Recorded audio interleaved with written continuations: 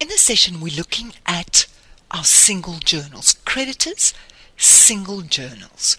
We can open it from here, or we can go to processing and choose creditors journal.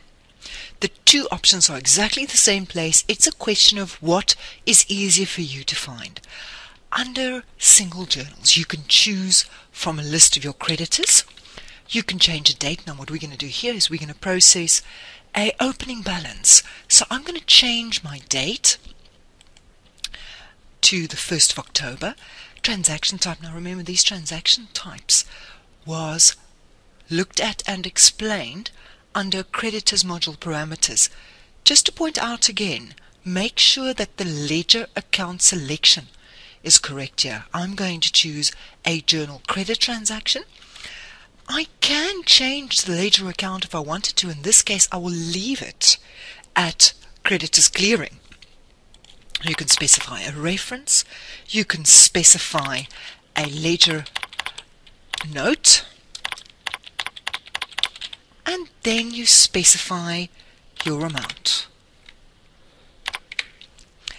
This side of the screen, the right-hand side of the screen, are merely a preview that will show you what you've already done. Then you can press process. You can now continuously add transactions here. I can, for instance, also process let's choose another transaction type where I can say I would like to do a credit or a discount or an invoice. Remember, this invoice option here will not influence stock. You can process a payment or a refund. If you choose invoice, you can change your ledger account. You can specify a reference, a ledger note, and then an amount, making sure that your date is correct, and then you can process it.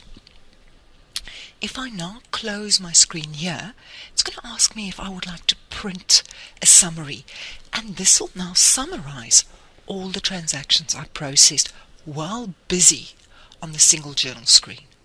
And that concludes looking at creditors' single journals.